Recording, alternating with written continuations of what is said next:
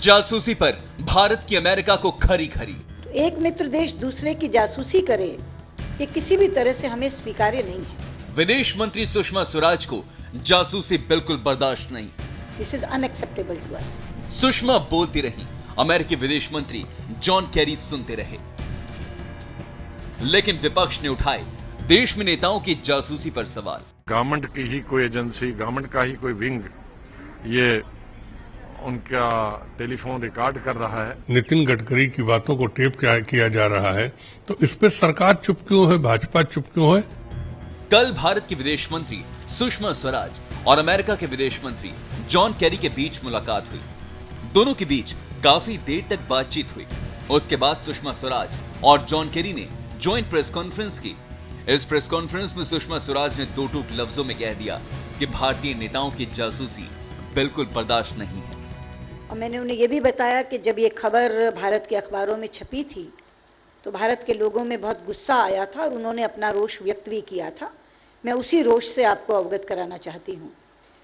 और मैंने ये भी कहा उन्हें कि हम दोनों एक दूसरे को मित्र देश मानते हैं, तो एक मित्र देश दूसरे की जासूसी करे, ये किसी भी तरह से हमें स्वीकार्य नहीं है। This is unacceptable to us. अब जॉन कैरी पर भी सबके सामने जासूसी पर बोलने का दबाव था। उन्होंने ये कहकर किनारा कर लिया कि इस मुद्दे पर वो सार्वजनिक रूप से बात नहीं कर सकते। We have a policy in the United States that with respect to intelligence matters, we do not discuss intelligent matters in public. But let me just गौरतलब है कि एडवर्ड स्नोडेन ने खुलासा किया था कि अमेरिका ने अपनी खुफिया एजेंसी को 2010 में ही बीजेपी के नेताओं की जासूसी के अधिकार दिए थे। और हाल ही में खबर आई थी कि नितिन गडकरी के घर जासूसी के उपकरण मिले हैं। विदेश मंत्री सुषमा स्वराज ने अमेरिका के सामने जासूसी का मुद्दा उठाया तो विपक्ष ने इसी को लेकर सरकार पर निशाना साध दिया। It means it is an admission there was snooping of Mr. Gadkari. It is an admission. If that is so, why the BJP government is shying away from a discussion, from a debate in the parliament? वहीं सरकार इसलिए भी घिरती नजर आ रही है क्योंकि गृहमंत्री राजनाथ सिंह ने संसद के अंदर और संसद के बाहर किसी भी तरह की जासूसी से साफ इनकार किया था कि जो भी खबर छपी है वो पूरी तरह से बेबुनियाद है, निराधार है।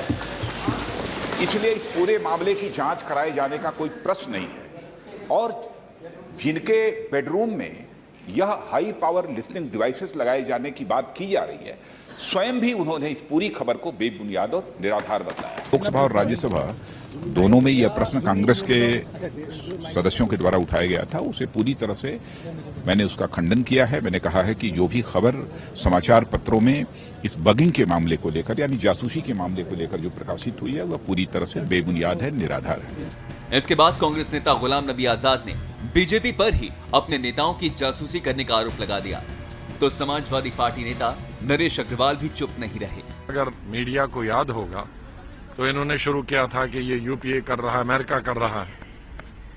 तो अब जब उनको ये मालूम कर रहा हुआ कि यूपीए के वक्त का नहीं चल रहा है, अमेरिका नहीं चल रहा है, ये कोई उनका अंदर की ही एजेंसी, गवर्नमेंट की ही कोई एजेंसी, गवर्नमेंट का ही कोई विंग ये उनका टेलीफोन रिकॉर्ड कर रहा है, तो उसके बाद उन्होंने बिल्कुल पलटा खाया और कहते हैं कुछ नहीं हुआ। इतना बड़ा कांड है, नितिन गडकरी की बातों को टेप किया जा रहा है, तो इस पे सरकार चुप क्यों है, भाजपा चुप क्यों है? मैं चाहता हूं सरकार को सदन में आके सारी स्थिति को स्पष्ट करना चाहिए।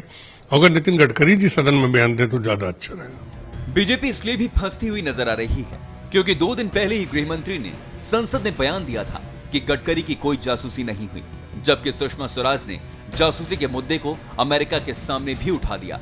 ऐसे में ये मामला आज संसद में भी जोर शोर से उठाया जा सकता है।